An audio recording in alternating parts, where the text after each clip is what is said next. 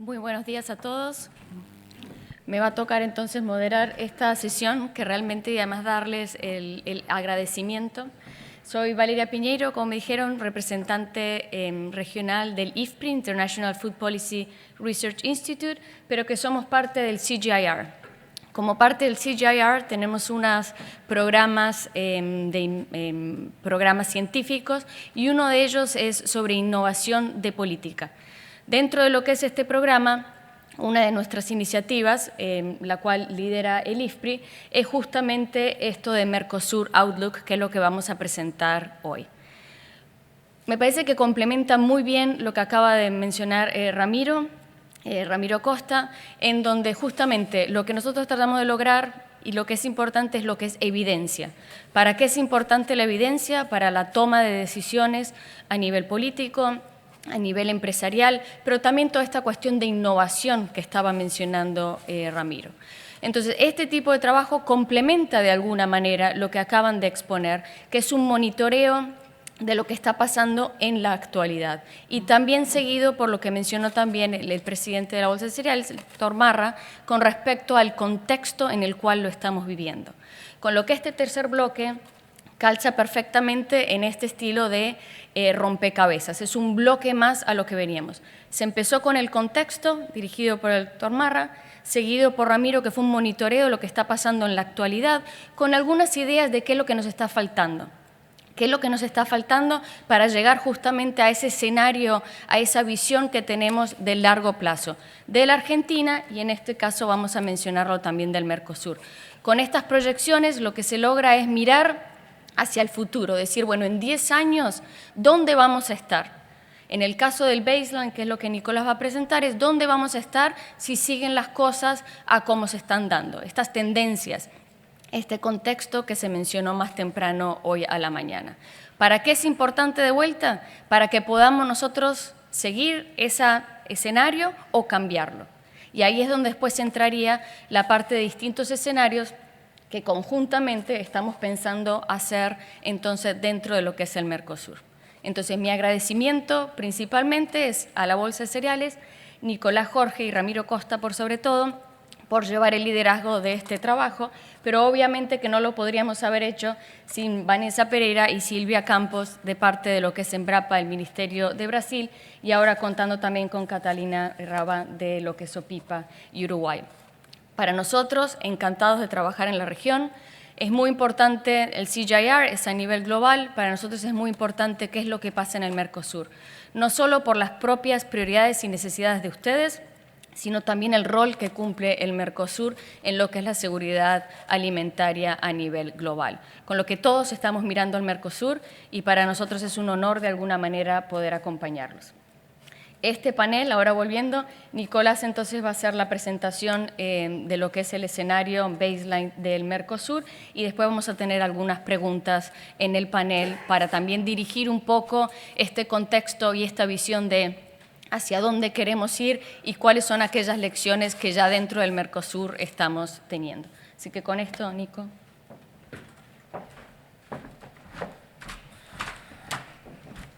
Bárbaro. Gracias, Valeria. Y gracias también a las instituciones que trabajaron para poder hacer el Outlook del Mercosur y toda la etapa de validación, que es un trabajo bastante arduo. La primera pregunta es obvio, ¿por qué necesitamos un Outlook de Mercosur?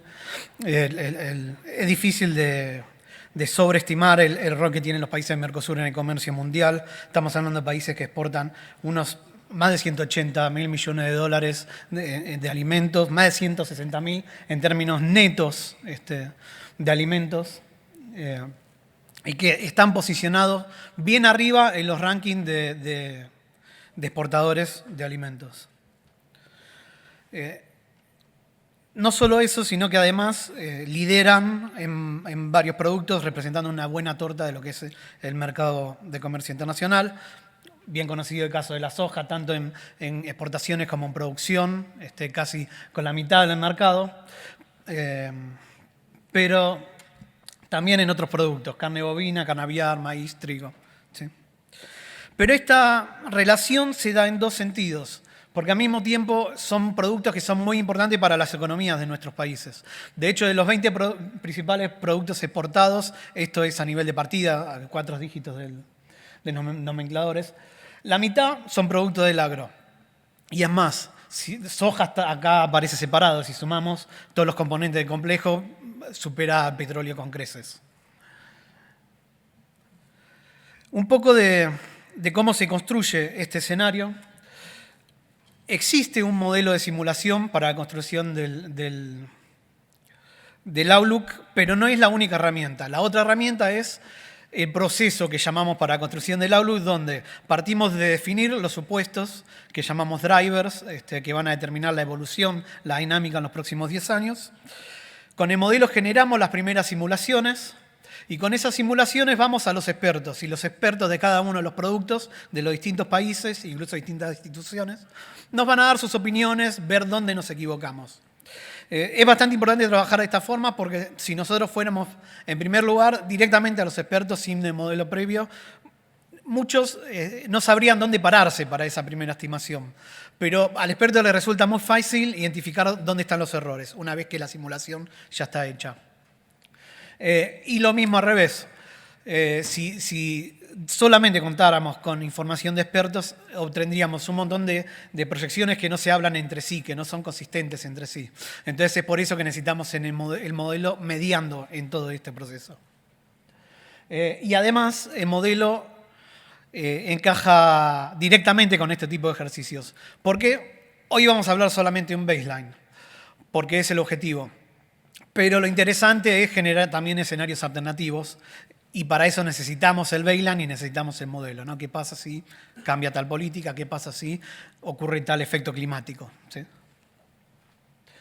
Bueno, hablamos de drivers, de los principales variables que determinan la dinámica. Es bastante razonable, uno esperaría que la demanda mundial sea movida por población o por crecimiento de producto. ¿Sí? Nosotros trabajamos con información de organismos internacionales, en este caso Naciones Unidas y el FMI. Demanda de biocombustibles, las tomamos como dadas porque están reguladas fundamentalmente por políticas. Precio del petróleo, ¿sí? Tipos de cambio, tendencias en productividad que nos van a determinar cuáles son los rendimientos. Acá hay un componente tendencial histórico y también la opinión de expertos. Y por último, políticas. Como es un baseline, todo lo que tiene que ver con cambios en política, asumimos business as usual. No hay cambios, ¿sí? La única excepción son las políticas de mezcla de biocombustibles que ya están acordadas, ¿sí? Que ya sabemos que se van a dar. Un poco de contexto, estamos en un mundo en el que se desacelera el crecimiento poblacional, pero aún así en 10 años se van a agregar 654 millones de personas adicionales, o sea, no es chiquito lo que se espera que crezca la demanda. Lo que hay es un desbalance muy grande entre continentes. El grueso del crecimiento poblacional lo tenemos en África y en Asia. Y de hecho, en la próxima década, por primera vez, ese crecimiento va a estar liderado por África en relación a lo que era crecimiento en Asia. Asia se muestra cada vez en desaceleración. De hecho, esos cambios de tendencias se ven cuando miramos a nivel de algunos países o regiones claves. China ya quedó en el pasado el crecimiento, de hecho, ya entramos en la etapa, ya pasó su pico y entramos en la etapa de crecimiento poblacional. India todavía sigue creciendo, pero posiblemente alcance su pico hacia el final del periodo proyectado. Y África subsahariana viene creciendo a un ritmo extraordinario y posiblemente alcance a India hacia el final del periodo que estamos proyectando. Por el lado del crecimiento del producto, en líneas generales estamos en niveles de crecimiento promedio a nivel global para toda la década, menores que lo que teníamos a principio de los 2000, pero bastante similares a lo de la década pasada, tal vez con una pequeña desaceleración. Esa desaceleración se ve fundamentalmente en economías avanzadas. En economías emergentes estamos viendo de nuevo tasas bastante más bajas que a principios de los 2000 y niveles bastante similares a la década pasada, pero hay diferencias entre regiones. Acá vemos cómo los emergentes de Asia vienen desacelerando, aún así siguen siendo los de mayor crecimiento en relación al resto de los emergentes. Latinoamérica y el Caribe repuntando levemente, pasando de 1,7 a 2,5 en la próxima década. Medio Oriente y Asia Central también repuntando. Y África subsahariana repuntando fuertemente en términos de crecimiento macroeconómico. Esto va a ser muy importante por la influencia que tiene en la demanda de alimentos, sobre todo en lo que son proteínas. Ahora, nosotros tenemos en nuestro modelo un mundo, tenemos cada uno de los países modelados, pero como no tenemos a todos los países para validar esas proyecciones, tomamos como referencia distintos outlooks que son bien reconocidos a nivel mundial. Uno es FAO y OCDE, y el otro es el Departamento de Agricultura de Estados Unidos, que hacen un ejercicio similar para todo el mundo. Fíjense que en el caso de los cereales se ve una desaceleración en el consumo. En niveles, en la década pasada creció un 16% aproximadamente y se espera que crezca un 12% en 10 años. Y ahí FAO, OCDE y USDA están de acuerdo. En el caso de complejos oleaginosos, nuevamente tenemos una desaceleración más marcada, pasando de 31% de crecimiento a un 13% de crecimiento en términos de consumo. Hay un pequeño desacuerdo con el Departamento de Agricultura de Estados Unidos, que ellos esperan, son un poquito más optimistas. Pero hay una trampita ahí. El universo de productos que tiene el Departamento de Agricultura es más pequeño. Así que simplemente puede ser que ellos esperan, por ejemplo, que el crecimiento esté más que nada por soja y el aceite de palma esté un poquito más estancado, entonces tengamos esa diferencia de opinión por nada más la diferencia en el universo de productos que están midiendo. Y por último, carnes, donde se espera de nuevo una desaceleración, pero aún así hay un crecimiento de 11% en toda la década. Y fíjense que el Departamento de Agricultura de Estados Unidos es un poquito más optimista, con un 14% frente a 11% de FAO. De todas formas, el crecimiento de población a nivel mundial en una década ronda aproximadamente el 8%. Así que en todos los casos estamos hablando de tasas que superan a ese crecimiento de población, razonablemente porque tenemos el crecimiento económico. Cuando vemos lo que pasa a nivel de comercio, los patrones se repiten, ¿sí? Existe crecimiento comercial en la próxima década, pero a una tasa más baja. ¿Qué quiere decir? Que todo lo que tiene que ver con contexto, oportunidad de ingreso a mercados, cobra cada vez más relevancia, porque las oportunidades son cada vez más pequeñas. Aún así, vemos que existen algunos países que van a demandar incluso mayores volúmenes que en la década pasada. Como les decía, Oriente Próximo y Norte de África, ¿sí? Está pasando de 46.000 millones de dólares a 62.000 millones de dólares de importaciones de alimentos. Y Asia del Este y Asia desarrollada, hay una pequeña desaceleración, pero aún así demandaría 92.000 millones de dólares en términos netos de demanda de alimentos, de importaciones. Un pequeño apartado, nosotros no publicamos proyección de precios, pero es bien interesante el trabajo que se hace en OCDE en relación a la volatilidad que se espera de los precios internacionales. Ellos, cuando hablan de volatilidad, miran solamente dos componentes, que es shocks en rendimiento y shocks macroeconómicos. Y ven que los intervalos proyectados de precio a futuro son bien grandes. Del nivel central de precios podríamos esperar hasta precios 30% más altos o 20% más bajos que las estimaciones centrales de intervalos, para estar con un 90% seguro de que los precios van a estar por ahí. Y lo que hay que tener en cuenta es que hay componentes de eso que ellos ni siquiera miden, como por ejemplo las disrupciones de política o incluso guerras que podrían incorporar, crear intervalos aún más grandes, ¿sí? No solo eso, sino que cuando miramos todo el periodo proyectado, existe un 40% de probabilidades que al menos una vez se salgan del intervalo los precios.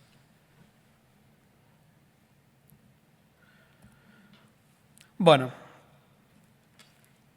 vamos a lo que pasa en el Mercosur. Rendimientos. No me voy a detener mucho porque ahora vamos a ir a los números más agregados, pero acá lo más importante es, nosotros los rendimientos son un output de modelo, pero en gran medida son supuestos por parte de cada uno de los expertos, o sea, están validados por ellos. Tenemos crecimientos interesantes. Podemos ver, por ejemplo, que Argentina hacia el final del periodo esperamos unos 80 quintales por hectárea. Pero algo que queremos remarcar es que ese crecimiento de los rendimientos está todavía en los próximos 10 años muy por debajo del potencial. Para eso tomamos como referencia el Atlas de brecha de rendimiento global. Ellos estiman en cada uno de los países las brechas de rendimiento que existen hoy frente al potencial que se podría obtener. Siempre estamos mirando el rendimiento sin riego y aún así existe una brecha muy importante, porque en Argentina se podrían alcanzar los 14 los 14 toneladas por hectárea. ¿Sí? Bueno, los números globales de producción para el total de Mercosur están dando de cereales y oleaginosas 575 millones de toneladas producidas hacia el final del periodo, un crecimiento de 27% o 122 millones de toneladas adicionales, ¿sí? Hacia el final del periodo. Hay una pequeña trampita en este cuadro. De hecho, si ustedes hacen punta a punta, el porcentaje no les va a dar lo mismo. ¿Y eso por qué es? Porque nosotros en realidad porcentaje no lo sacamos con respecto a la última campaña. Lo sacamos con respecto a la mediana de las 3 últimas campañas para tener un indicador más estable. Si no, cualquier problema climático nos da crecimientos porcentuales que varían un montón. El área cosechada, la superficie cosechada, crecería un 12%, o sea, el rendimiento tiene un componente cada vez más importante en la producción, y las exportaciones crecerían en torno a los 22%, o sea, 62 millones de toneladas adicionales para todo el bloque. Cuando miramos los totales por producto, nosotros acá nos concentramos en cereales y oleaginosas, y en particular los que más crecen, que acá son trigo, maíz y soja. Después, cuando puedan ver el documento o incluso una base de datos que estamos por subir en línea, pueden ver todo el resto de los productos, incluso productos que ni siquiera vamos a meter en esta presentación, como el algodón o la caña de azúcar, ¿sí? Pero nos vamos a concentrar en estos tres.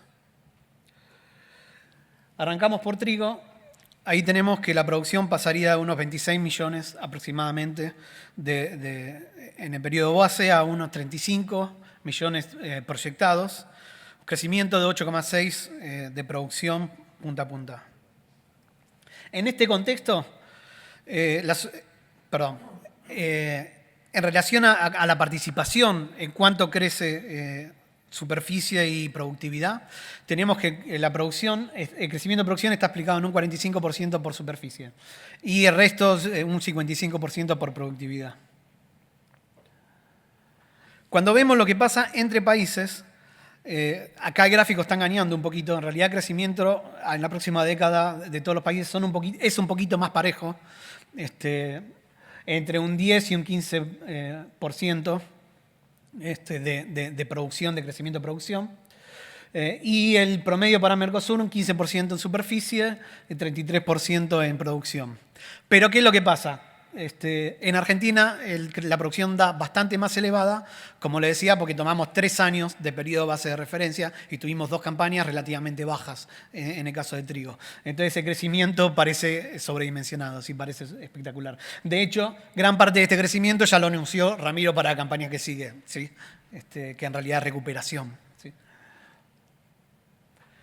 Cuando vemos el aporte a nivel países de crecimiento, Argentina ahí domina con un 87% del volumen adicional.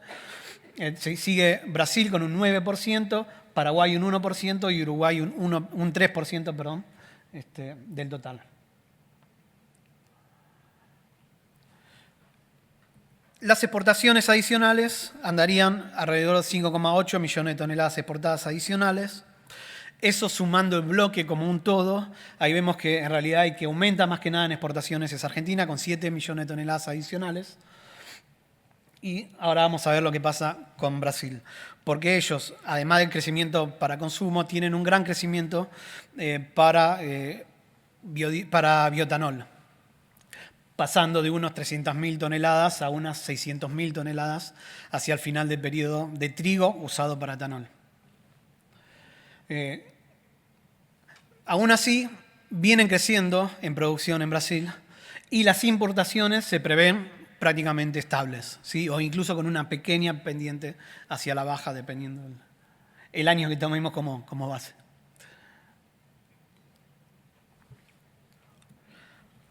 Pasamos a maíz. En el caso de maíz, tenemos 55 millones de toneladas adicionales producidas, llegando hacia el final del periodo a 235 millones de toneladas. Nuevamente, el componente rendimiento pesa un poco más que el componente de área en el crecimiento de la producción, y el crecimiento es positivo en todos los países. Ahí vemos a Argentina con un 27% de producción adicionales, Brasil 24% adicional, Paraguay creciendo bastante en rendimiento, 45% adicional de crecimiento, Uruguay 21% de crecimiento adicional, crece un 15% de superficie, pero manteniéndose aún así por debajo de las 300.000 hectáreas. Mercosur, un 15% de crecimiento como un todo y un 31% de crecimiento en producción. Acá la contribución al crecimiento tiene mucho que ver también con el peso inicial que teníamos en cada uno de los países. Entonces, así tenemos que Brasil crece un 67%, Brasil aporta un 67% de ese crecimiento, Argentina un 28%, Paraguay un 5% y Uruguay un 1%.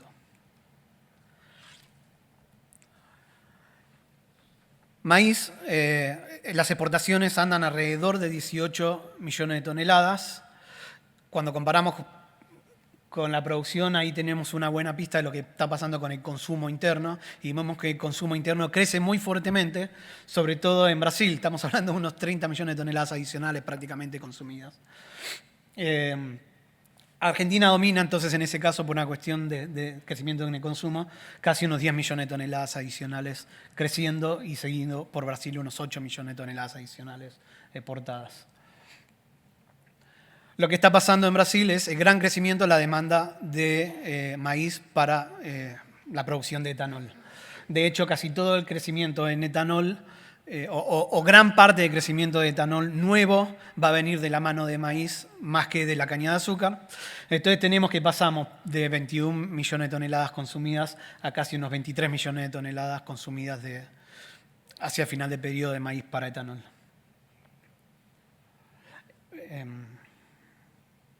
Estos son 20.000 millones de litros, para que tengan una referencia.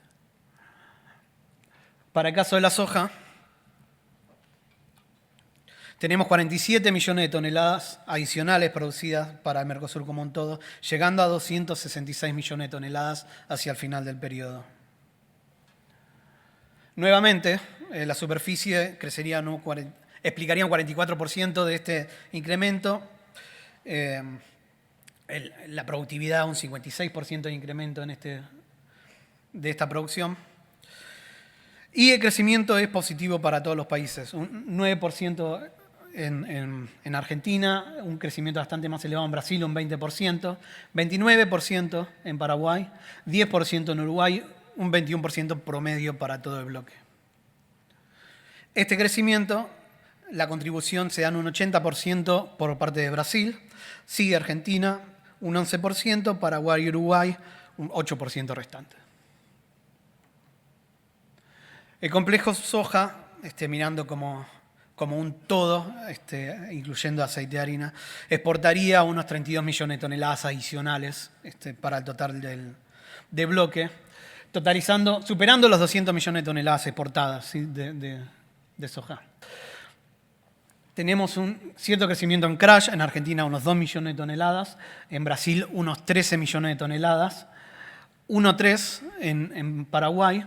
Y fíjense que las exportaciones, el componente más grande viene por Brasil, unos 25 millones de toneladas adicionales exportadas, pero aún así en Brasil crece el consumo de aceite para la producción de biodiesel. Este crecimiento, de nuevo, es 100% explicado por Brasil, pasando de 7 millones de toneladas a casi unos 10 millones de toneladas de aceite que va a biodiesel. Vamos a hacer un breve recorrido de lo que pasa con la producción de carnes.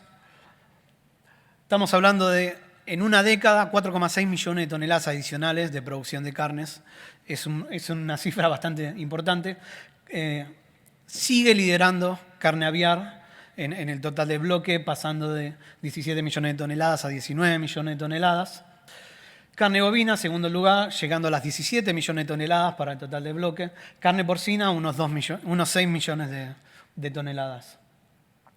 Cuando vemos de nuevo cómo se reparte este crecimiento, en Brasil tenemos el principal incremento, un 80%. Sigue Argentina con un componente importante, 17% de crecimiento. Paraguay un 1%, Uruguay un 2% de incremento, de contribución al crecimiento global, ¿no? A nivel resumen general de lo que pasa a nivel comercio, como le decíamos, nosotros no publicamos proyecciones de precios. Entonces, cuando evaluamos el valor de las toneladas exportadas, lo vamos a hacer a precios de 2024. Y a precios de 2024 tenemos 31.300 millones de dólares adicionales como total del bloque exportados. De esos, 8.600 corresponden a Argentina, 20.000 corresponden a Brasil, 2.000 corresponden a Paraguay y 500.000 o casi 600.000 corresponden a Uruguay. Vemos que en Argentina está bastante parejo la contribución de cereales y oleaginosas. Carnes también tiene su rol creciendo en 371 millones de dólares. Brasil domina las oleaginosas, las hojas, ¿sí? En exportaciones, en crecimiento de las exportaciones, 11.000 millones de dólares. Siguen las carnes con 7.000 millones de dólares, es un número bastante importante. 2.000 millones de dólares siguen los cereales. En Paraguay dominan también las oleaginosas, 1.200 millones o 1.300 millones de dólares adicionales. Y en el caso de Uruguay domina soja, 2.500 millones de dólares adicionales, y carne bovina, 2.500 también millones de dólares adicionales exportados. Hay un pequeño crecimiento, sobre todo en cereales, eso sobre todo por arroz y cebada en números más bajos. Algunas conclusiones de cierres. El Mercosur tiene una posición estratégica en el comercio mundial, es proveedor clave de alimentos.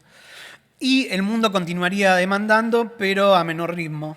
Aún así, el Mercosur tiene recursos y tiene el know-how para proveerlo en la década que sigue. Pero algo que se ve del outlook es que el rol de la productividad es cada vez más importante, ¿sí? Frente al crecimiento en área. Un componente muy importante por el lado de la demanda es la cantidad de cereales oleaginosas que va a la producción de bioenergía, sobre todo impulsado por las políticas de mezcla, sobre todo en Brasil. Y un pequeño mensaje final, este escenario nosotros lo proponemos como un punto de partida, no como un punto de llegada para el desarrollo de otros trabajos. Así que cuando conversamos de estos números, pues se nos ocurren 1.000 escenarios alternativos que podríamos simular, ¿sí? En parte, en relación a esto, el trabajo va a estar disponible como trabajo de referencia, consulta en el sitio web. Y además va a haber un dashboard. El dashboard va a permitir analizar las distintas variables, los distintos productos, o incluso a bajar los datos para usar como referencia para otros trabajos.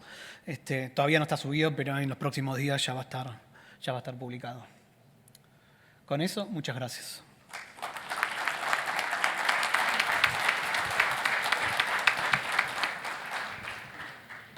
Muchísimas gracias, Nicolás. Y para terminar con el mensaje o el aviso de marketing, vamos a hacer un webinar para invitar a todo el mundo a que participe cuando hagamos el lanzamiento del Mercosur Outlook, tomando en cuenta que Nico ahora presentó algunos de los productos que salen.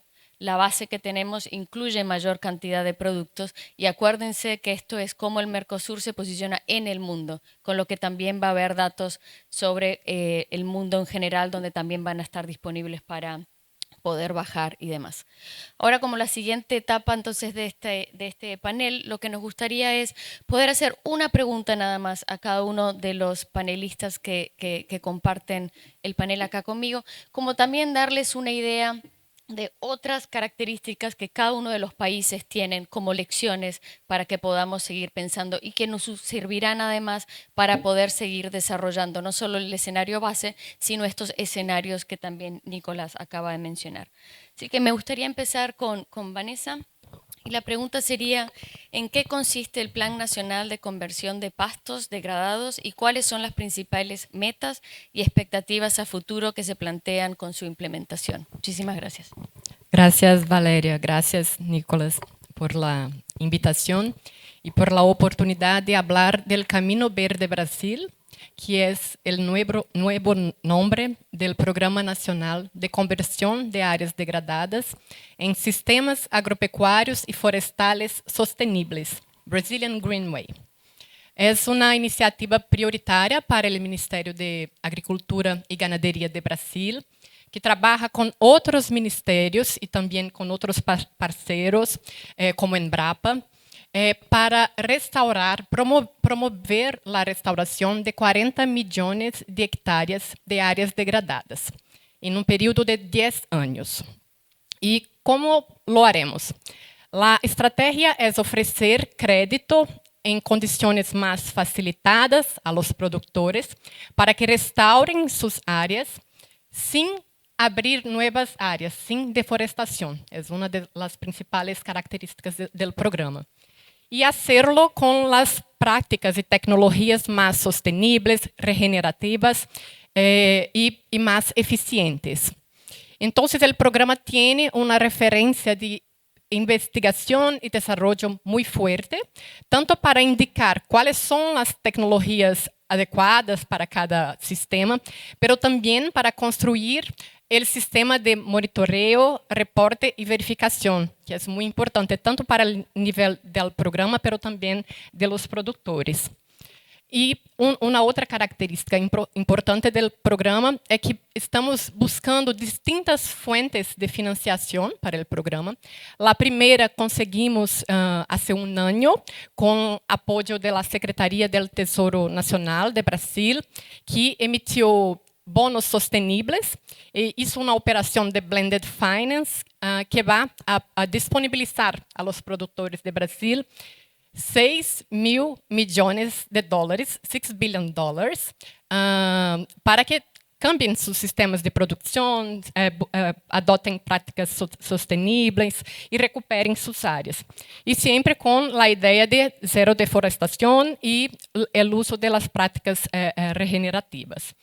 Entonces, en síntesis, el programa tiene el objetivo de direccionar el aumento de la producción de agricultura brasileña, que acabamos de ver con Nicolás, para esas áreas ya previamente abiertas y siempre direccionando a el uso de las prácticas más sostenibles, más regenerativas y con un importante y robusto mecanismo de monitoreo, reporte y verificación. Entonces, tenemos, por último, vamos a presentar los primeros resultados del programa en COP30, porque el Camino Verde Brasil es la representación brasileña de la estrategia de acción de agricultura en COP30, RAIZ, no sé si conocen, que tiene el objetivo de acelerar la restauración de tierras globalmente y también la transición de los sistemas alimentarios. Entonces, ese camino va a ser presentado, ese programa va a ser presentado como un ejemplo, porque ya esperamos este año con los 6 mil millones de dólares, recuperar entre 1.5 y 3 millones de hectáreas en ese programa. Gracias.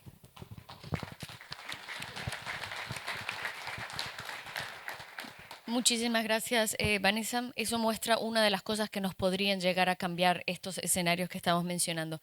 Otro sería el tema del riego. Y como tal, Uruguay ha tenido un rol muy importante en los últimos años con respecto a esto. Así que, Catalina, si nos podrías comentar un poco cómo son y cuáles son las metas y expectativas a futuro y obviamente cuál ha sido esa estrategia en la cual están implementando ustedes el tema del riego. Bueno, muchas gracias Valeria, muchas gracias Nicolás por la invitación. Hablar de riego en Uruguay es hablar de riego como política de Estado. El riego como política de Estado ha recorrido un largo proceso de discusión, de maduración. Uruguay cuenta con muchos antecedentes de diagnósticos, trabajos, estudios Comenzamos en la década del 70 con la implementación del desarrollo del riego en arroz en el este del país y así sucesivamente se fue avanzando con distintos grupos de trabajo que sentaron las bases para el diseño de políticas de incentivo hacia el riego. Todo este trabajo se materializa en el 2015 con la Estrategia de Desarrollo para la Agricultura Regada. Durante todo este periodo Uruguay fue adecuando su normativa, generando normativa regulatoria, pero también normativa habilitante para el riego. Hoy tenemos una ley de riego, una política nacional de aguas y un plan nacional de aguas. Actualmente nos encontramos, nosotros le llamamos una coyuntura de convergencia entre el buen desempeño del sector agrícola, convergencia en una tecnología que tiene un alto grado de maduración hoy en el país y también una alineación política fuerte con respecto a la implementación del riego. Hay consenso en que la importancia de esta tecnología y del riego como dinamizador de las distintas cadenas y del sector agropecuario, pero también hay consenso en que hay que trabajar respetando la normativa vigente, considerando las 3 dimensiones de sostenibilidad y ahí haciendo foco en lo que es calidad de agua, y también en hacer un abordaje polivalente del uso del agua. Esto quiere decir agua para el consumo humano, agua para abrevadero animal, para riego, para generación de energía eléctrica, para el control de inundaciones, infraestructura de uso colectivo, o sea, un abordaje polivalente del uso del agua y del riego en sí. De los distintos diagnósticos que hemos actualizado hay una limitante que es recurrente, que aparece siempre, y que es la ausencia de un liderazgo político de alto nivel. La gobernanza del agua en Uruguay es compleja y intervienen distintos agentes del Estado vinculados al agua, y entonces la actual administración creó recientemente por resolución ejecutiva una comisión ejecutiva interministerial para asuntos de riego, coordinada por Presidencia de la República, integrada por Ministerio de Ganadería, de Ambiente, de Industria y de Economía, con la Corporación Nacional de Desarrollo como brazo ejecutor, y el objetivo de esta comisión es desarrollar una segunda estrategia, una segunda fase de la estrategia de riego para comenzar a implementar el año siguiente. Hay 5 líneas o ejes priorizados. El primero es el de fortalecimiento institucional, el segundo es de comunicación efectiva, porque para trabajar en agua se necesita consenso a nivel de la sociedad. El tercer eje es el de diseñar políticas de estímulo. El cuarto es el de infraestructura, infraestructura tanto hidráulica como infraestructura energética. De hecho, uno de los compromisos de gobierno es avanzar en el riego a nivel multipredial, entonces para eso necesitamos también infraestructura. Y el último eje priorizado de acción es la investigación y la generación de conocimiento.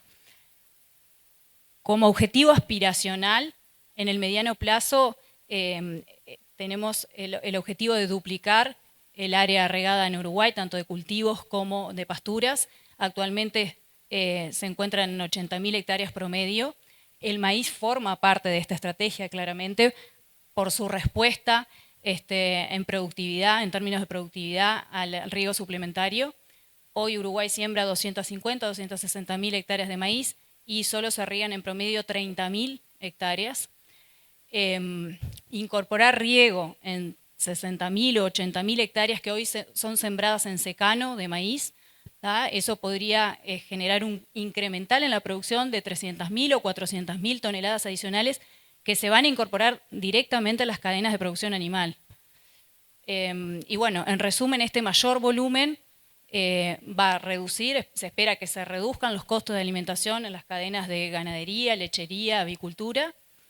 Uruguay pase de tener un precio de paridad de importación, como tenemos hoy, a un precio de paridad de exportación, generar saldos exportables y reducir nuestras necesidades de importación. Y bueno, este mayor volumen va a generar encadenamientos en todas las cadenas del sector agropecuario, impactando directamente en la economía nacional. Muchas gracias. Y por último, entonces, para ir cerrando, me gustaría volver a Nicolás y decir, preguntarle más bien cuáles serían aquellos puntos de incertidumbre que podríamos llegar a esperar, digamos, de las proyecciones. Gracias. Lo hago bien cortito por los tiempos también. Pero los puntos de incertidumbre son interesantes porque al fin y al cabo son temas que se van a tratar en los 2 paneles que siguen en este congreso. Primero, seguro, la variabilidad climática, no solo la que esperamos todos los años, sino la posibilidad de que exista mayor frecuencia de eventos extremos. Entonces eso es algo para tener en cuenta. Obviamente no está modelado y eso sería interesante incorporar. Desarrollo y adopción de tecnología, nosotros asumimos que seguimos una tendencia histórica, pero podrían haber eventos disruptivos tecnológicos. Por decir uno, puede ser, existe el trigo resistente tolerante a sequía, a estrés hídrico y eso vamos a ver cómo afectan en promedio, ¿no? Qué beneficios puede tener a nivel promedio, pero no sabemos qué otros eventos puedan surgir. Del lado de la infraestructura logística, ahí la trampita que hacemos es que nosotros asumimos que en términos reales los costos se mantienen estables. O sea, lo que estamos diciendo es que al fin y al cabo los costos de mover la mercadería, el sistema no se saturaría. Entonces lo que estamos diciendo es que se acomoda a medida que va creciendo la producción. En la práctica eso puede darse como no, así que es otro punto de incertidumbre adicional. Y por último, ni hablar, el contexto comercial internacional. No sabemos cómo se va a reconfigurar el mundo en cuanto a cuáles van a ser las normas que lo regulen, esta negociación justamente ahora. Entonces, ese es el último punto que hay que seguir bien de cerca a futuro. Gracias. Muchísimas gracias y con esto los dejamos. Seguiremos después del café y un último agradecimiento a la Bolsa por darnos el espacio para poder presentar esto. Gracias.